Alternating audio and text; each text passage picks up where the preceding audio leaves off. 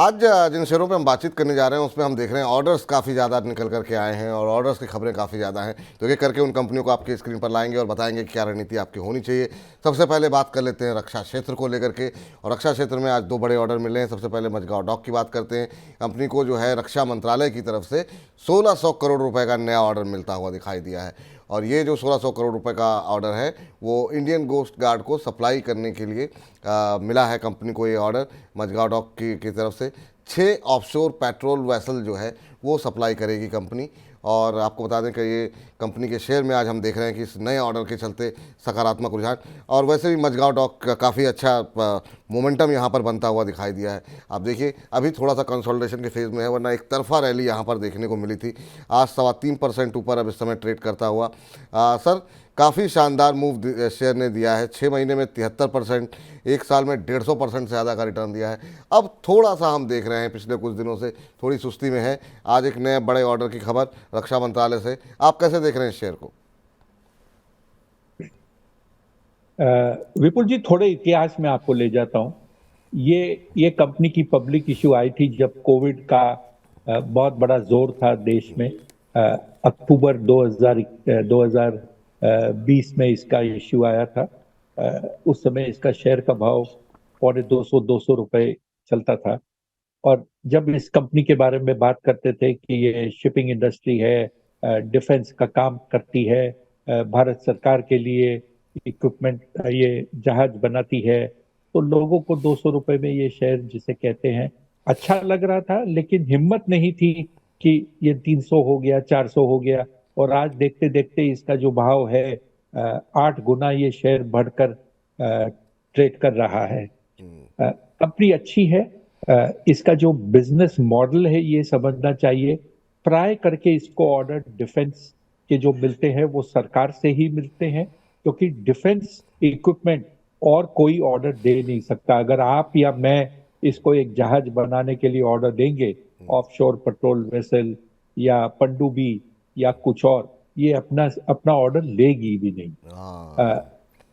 ये कामकाज जो है बड़ा व्यवस्थित कामकाज है। इसके ऑर्डर्स लॉन्ग गेस्टेशन के होते हैं।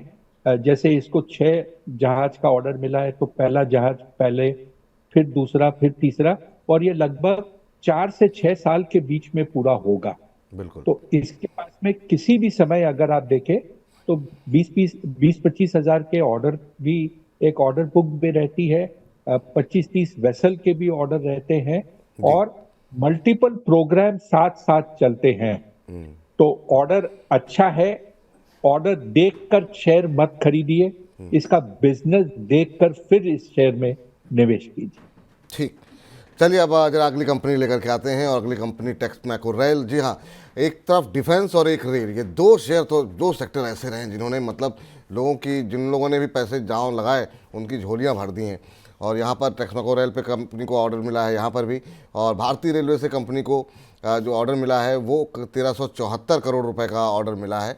और ये जो ऑर्डर मिला है कंपनी को वो 3400 वैगन के उत्पादन और उसकी सप्लाई भारतीय रेल को करने के लिए ये ऑर्डर कंपनी को मिला है। और उसी के चलते आज हम देख रहे हैं कि शेयर में सकारात्मक रुझान देखने को मिल रहा है। दिसंबर 2025 तक कंपनी को ये सप्लाई करने होंगे ये जो वैगन्स हैं, और ये 3 स्टेजेज में जो है वो दिए जाएंगे भारतीय रेल को। और कंपनी के शेयर में सुबह हम देख रहे थे कि अच्छी खासी मजबूती करीब 3.5% के आसपास की देखने को मिल रही थी, और अभी भी हम देख रहे हैं 3.25% ऊपर ये शेयर ट्रेड करता हुआ। सर, शानदार मूव, एक तो रेल और एक दूसरा डिफेंस।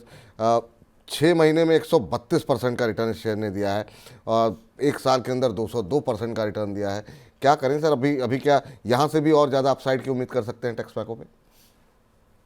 देखिए, भारतवर्ष में जो जो 2 या 3 डिपार्टमेंट लगातार ऑर्डर दे रहे हैं, चाहे वो प्राइवेट सेक्टर हो या पब्लिक सेक्टर हो या जॉइंट सेक्टर हो, वो एक तो है डिफेंस, एक है रेलवे। और अगर आप देखें तो पिछले 7 दिन में मेरे ख्याल से ऐसी कोई कंपनी नहीं है जो वैगन बनाती हो और उसे सरकार ने ऑर्डर नहीं दिया हो।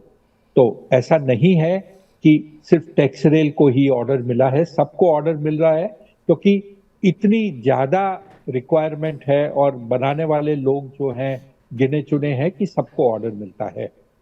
अगर आप इसमें निवेश कर रहे हैं तो जैसे मैंने मझगांव डॉक के लिए भी कहा, ये ऑर्डर देखकर मत कीजिए। कंपनी के पास ऑर्डर बुक ऑलरेडी अच्छी खासी है जी। और हर ऑर्डर में पैसा बनता है। इसके अंदर में ऑर्डर जो मिलने के बाद में भी 12 से 18 महीने के बाद डिलीवरी शुरू होती है, कल के कल शुरू नहीं होती। ठीक। चलिए इस बीच सर, चूंकि बात हम रेलवे पे कर रहे हैं, रेलवे पर ही एक सवाल भी आ गया है।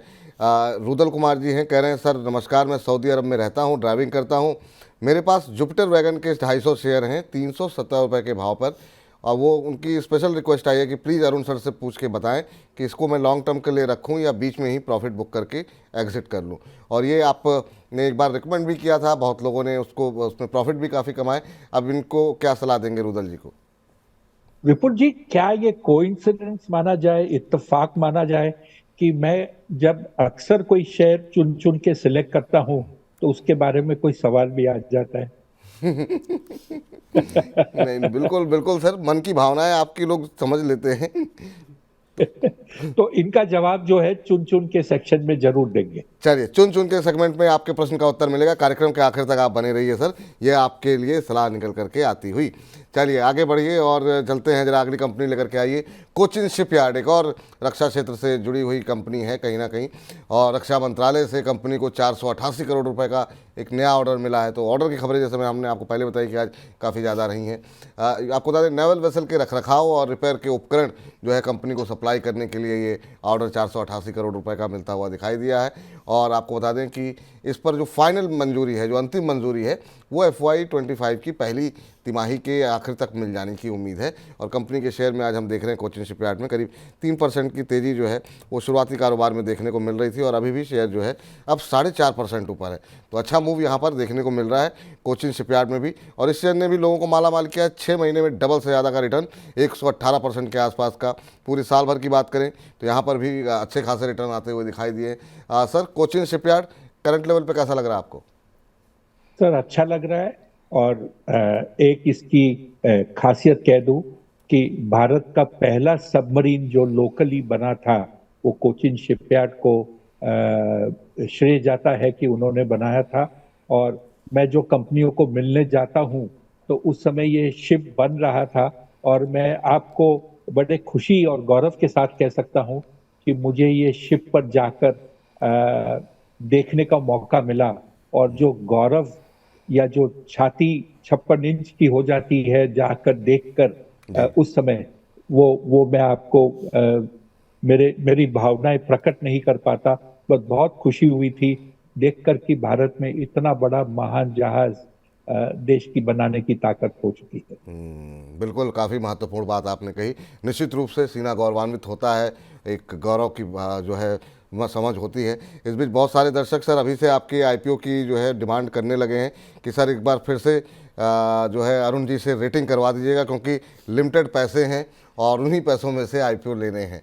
तो अभी से डिमांड आने लगी है। लेकिन चलिए वाकई IPO में इस पर चर्चा करेंगे। लेकिन जरा स्क्रीन पर अगली कंपनी लेकर के आइए, जो कि अभी हाल ही की लिस्टिंग है। इंडिया शेल्टर होम्स, कल की लिस्टिंग है, ये कल लिस्ट हुई है कंपनी, और आज जो है इस पर हमने बजन स्टॉक्स में शामिल किया है। क्यों?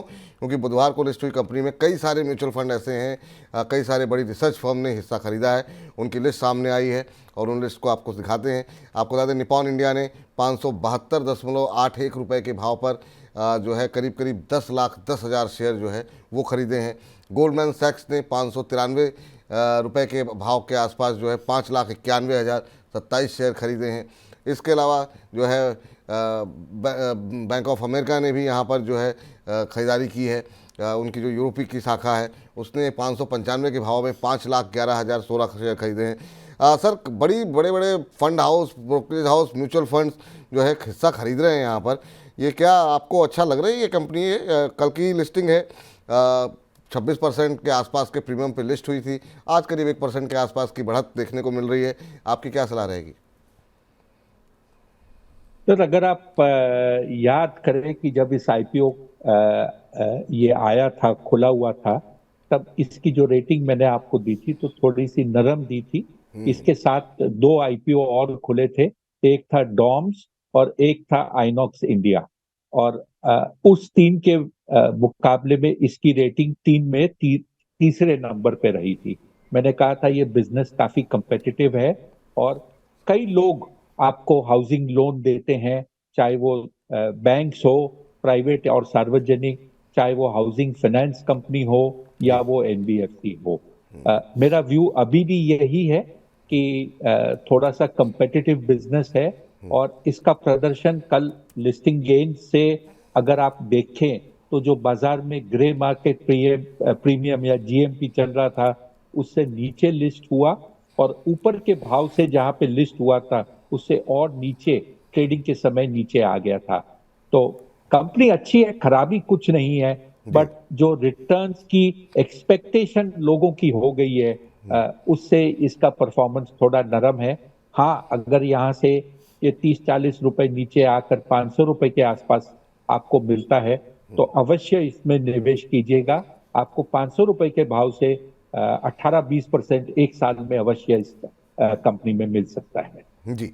चलिए अब इस बीच आखिरी कंपनी लेकर के आते हैं और वो है आईआरसीटीसी। आईआरसीटीसी रेलवे पे हम बात करें, टेक्समैको की बात हो गई, और आईआरसीटीसी भी काफ़ी दिनों बाद जो है हम देख रहे हैं रफ्तार पकड़ता हुआ दिखाई दे रहा है। खबर नहीं है, यहाँ पर एक ब्रेकआउट की स्थिति देखने को मिल रही है। तकनीकी चार्ट पर शेयर में ब्रेकआउट है।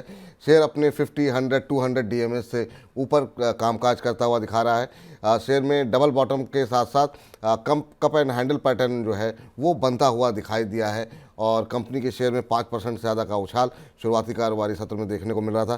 सर, आईआरसीटीसी बहुत दिन से सब लोग वेट कर रहे हैं, आखिर में सारे रेलवे में आग लगी हुई थी, ये शेयर क्यों नहीं चल रहा? अब रफ्तार आती हुई दिखाई दे रही है, 5% से ज़्यादा की तेजी, आपकी राय? तो देखिए, चार्टिकली अच्छा दिखा रहा है, मोमेंटम अच्छा है, बट ध्यान में रखिए ये भी एक वो शेयर है जिसमें बुल्स और बेयर्स की लगातार लड़ाई होती है। मोमेंटम अच्छा है, वॉल्यूम हाई होता है। अपना लक्ष्य रखकर इसमें निवेश कीजिए। जब वो लक्ष्य आ जाता है तो शेयर को बेच दीजिएगा। ऐसा न हो कि टॉप बनाकर भी आप बेच ना पाए और शेयर गिर जाए और फिर आप अगली बार सवाल पूछे इस भाव में लिया था, अब क्या करूं। तो ये फिलहाल राय निकल करके आती है। तो फिलहाल बजिंग स्टॉक्स में इतना ही।